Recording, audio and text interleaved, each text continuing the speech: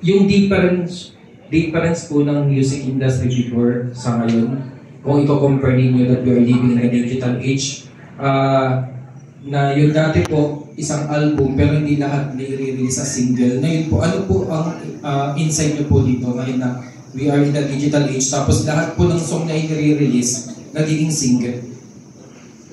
Mas nakakatuwa kasi napapagbigyan lahat ng mga artist. Kahit isang kanta lang, dati kasi maramihan, pagpipilian mo. Katulad namin dati, ang isang album namin, 12 kanta. Kailangan, dun sa 12 kanta na yun, pagpipilian pa yun. Ngayon talagang salan-sala na. Kumbaga, isa lang, ayos na. Pero gusto ng mga bago ngayon, mag-album pa rin. Oo, yun. Iba pa rin yung halaga ng ano eh. May CD kaya mapalad kami at inabot namin yung stage. Pero sayang pa rin yung mga sayang, oo. Yung mga CDs po, nakikip nyo pa po siya? Even the first album that you released, cassette tapes ba? Oo, naitatago pa namin, nasa wall namin yun. Lalo na yung mga plaque. Sir, na-mention nyo na may mga new materials kayo. Ikakatayin nyo ba sa concert nyo sa US? Pwede po, pwede.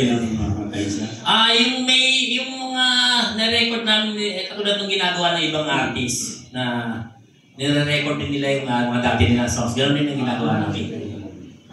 Bali, may the best of the best at saka mga bago. Yeah. Any more questions? Eric?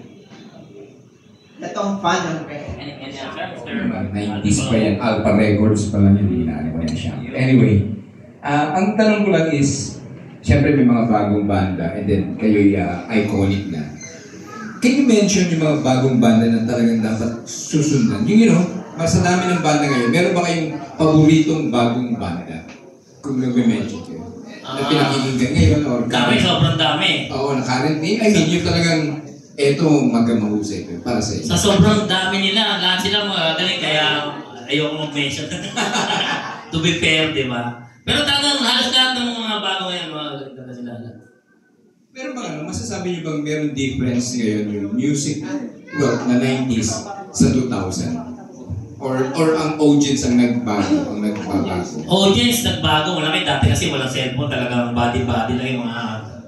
Sa ano naka-unit lang yung naka-base naka-base doon. No, kasi pag pumunta ka ng concert, talagang mga punk era, talagang iisa yung itsura nila ngayon, iba-iba na eh.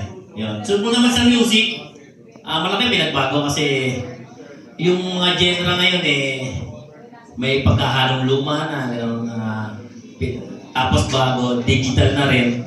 Pero okay lang kasi kahit pa paano sa amin naisasama pa rin sa ganitong genre. Pero yung